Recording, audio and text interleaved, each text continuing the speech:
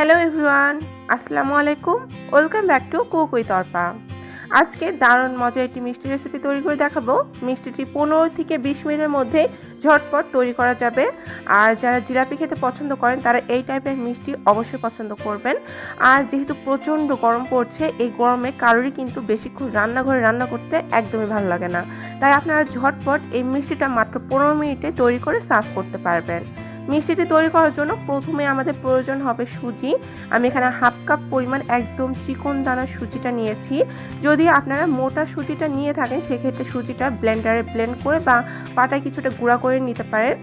এখন এর মধ্যে দিয়ে দিলাম হাফ কাপ পরিমাণ ময়দা। আমি যতটুকু সুজি নিয়েছি ততটুকুই ময়দা দিয়ে দিয়েছি। আর দিয়ে দিলাম 1 চা চামচ পরিমাণ বেকিং পাউডার। এখন সমস্ত শুকনো উপকরণগুলো একসাথে একটু মিশিয়ে নিচ্ছি। আর এখানে কিন্তু আমি প্যাকেটে যে কাঁচা সুজি সেটাই নিয়েছি।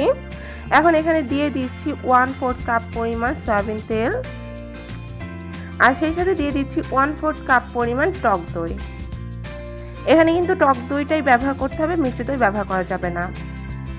দিয়ে দিলাম 1/4 কাপ পরিমাণ নর্মাল পানি। এখন সব কিছু একসাথে মিশিয়ে একটা লিকুইড ফর্মে আনতে হবে। আর পানিটা আমি অল্প অল্প করে দিয়ে তারপরে ব্যাটারটা তৈরি করব। একবার বেশি পানি কিন্তু দিতে যাবেন না। পরে আমি আরও 2 টেবিল চামচ পরিমাণ পানি এখানে দিয়ে দিচ্ছি। তো আমি অল্প অল্প করে পানিটা দিয়ে এটাকে আঠালো একটা ব্যাটারে তৈরি করব। আর খুব ভালোভাবে এটাকে ফেটিয়ে নিতে হবে। এটা কিন্তু খুব আঠালো হবে। তো আমি বেশ ভালোভাবে এটাকে ফেটিয়ে নিয়েছি যাতে করে এর ভিতরে অনেক বাতাস ক্রিয়েট করে এটা কিছুটা ফ্লাফি হয়ে যায়। তো এই যে ব্যাটারটা ঠিক এরকম হবে, ঘন। এই যে হয়ে গেছে। এখন এটাকে আমি একটা সাইডে রেস্টে রেখে দিচ্ছি 10 মিনিটের জন্য। ততক্ষণে আমি সুগার সিরাপটা তৈরি করে নিই। সুগার সিরাপ তৈরি করার জন্য চুলায় একটি প্যান বসিয়ে দিয়েছি আর তাতে দিয়ে দিচ্ছি চিনি। আমি এখানে 1 কাপ পরিমাণ চিনি ব্যবহার করেছি। আর 1 কাপ চিনির সাথে এখানে দিয়ে দিচ্ছি 1 কাপ পরিমাণ পানি।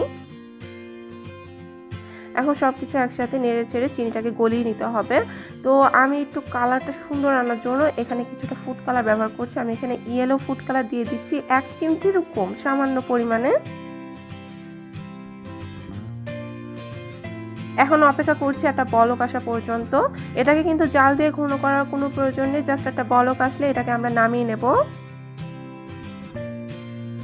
দেখতেই পাচ্ছেন এখানে কিন্তু বলকটা চলে এসেছে। এখন এটাকে আমি চুলা থেকে নামিয়ে ঢাকা দিয়ে একটা সাইডে রেখে দেবো যাতে করে এই সুগার সিরাপটা ঠান্ডা হয়ে যায়। আর যে ব্যাটারটা আমরা রেস্টে রেখেছিলাম 10 মিনিটের জন্য, এতক্ষণে সেই ব্যাটারটা আরও কিছুটা টাইট হয়ে এসেছে। মানে যেহেতু এখানে সুজি ব্যবহার করা হয়েছে তাই পানি কিছুটা সোক করে নিয়েছে। এই পর্যায়ে যদি এটা বেশ কিছুটা ড্রাই মনে হয় সেক্ষেত্রে আপনারা 1 বা 2 টেবিল চামচ পরিমাণ পানি আরও কিছুটা অ্যাড করতে পারেন। এটা কিন্তু বেশি টাইট থাকলে আমরা যখন পাইপিং ব্যাগ থেকে এটা বের করতে যাবো তখন কিন্তু বের হতে যাবে না, তাই এটা একটু মাথায় রাখতে হবে। তো এই যে হয়ে গিয়েছে, আমি আবার কিছুটা এটাকে ফেটিয়ে নিয়েছি। এরপর আমি পাইপিং ব্যাগটাকে রেডি করে নিচ্ছি।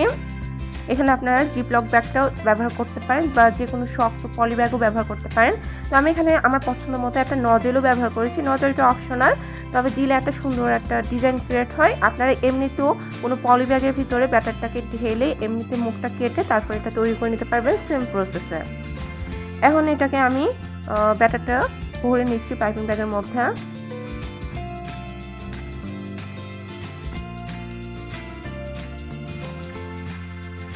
সম্পূর্ণ ব্যাটারটা দেওয়া হয়ে গেছে। এখন এটাকে তুলে নিচ্ছি। এখন জিলাপিগুলো তৈরি করার জন্য আমি চুলায় চলে যাচ্ছি। আর চুলায় একটি প্যানে পর্যাপ্ত পরিমাণে তেল গরম করে নিয়েছি। গরম বলতে হালকা কুসুম গরম করে নিয়েছি, বেশি গরম করা যাবে না।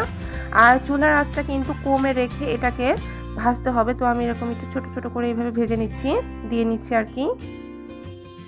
আর চেষ্টা করবেন চুলার আঁচটা একটু কমে রেখে সময় নিয়ে এই জিলাপিগুলো ভাজার জন্য, যাতে করে এটা সুন্দরভাবে কুক হতে পারে। যদি আপনারা হাই ফ্লেমে তাড়াহুড়া করে জিলাপিগুলো ভেজে নেন তাহলে কিন্তু ভেতরটা কাঁচা থেকে যাবে, সেক্ষেত্রে সুগার সিরাপটা ভালোভাবে সোক করতে পারবে না, মিষ্টিগুলো কিন্তু খেতেও ভালো লাগবে না, শক্ত শক্ত লাগবে। তাই চেষ্টা করবেন একটু সময় নিয়ে ভাজার জন্য। আর এটা পাইপিং ব্যাগ থেকে বের করার সময় এরকম আঠালো হয়ে যাবে, সহজে ছাড়তে যাবে না। তখন আপনারা একটা ছুরি বা চামচের সাহায্যে বা কাঁচির সাহায্যে এটাকে এইভাবে ছাড়িয়ে দিতে পারেন। এই যে যারা কিন্তু জিলাপি প্যাঁচ দিতে পারেন না, জিলাপি বানানো অনেক ঝামেলার মনে হয়, তারা কিন্তু এইভাবে করে নিতে পারেন। এটা খুবই সহজ। আমি কিন্তু জিলাপি বানাতে পারি না, আমার কাছে প্যাঁচটা আসে না। তো এইভাবে কিন্তু খুবই সহজ আর ডিজাইনটা সুন্দর হয়। তো সবগুলো দিয়ে নিয়েছি, মানে কড়াইতে যতগুলো ধরেছে আর কি দিয়ে দিয়েছি। আর এটা কিন্তু বেশ কিছুটা ফুলবে। একটা সাইড যখন একটু শক্ত হয়ে এসেছে তখন এগুলোকে উল্টিয়ে দিচ্ছি, আর উল্টে পাল্টে একটু সময় নিয়ে এগুলোকে ভাজতে হবে।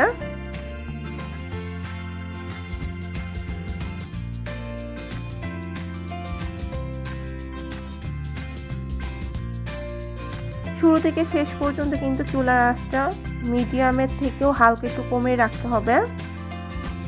তো যে মিষ্টিগুলো আমার প্রথমে দিয়েছিলাম, প্রথমে যেগুলো ভাজা হয়ে গেছে মানে লাল কালার হয়ে গেছে, সেগুলো আমি তুলে নিচ্ছি। আর শিরাটাকে কিন্তু আমি ঢেকে রেখেছিলাম, শিরাটা কিন্তু এ পর্যায়ে কুসুম গরমের থেকে হালকা গরমই আছে। তো আমি মিষ্টিগুলো কড়া থেকে তুলে সরাসরি শিরার মধ্যে দিয়ে দেব।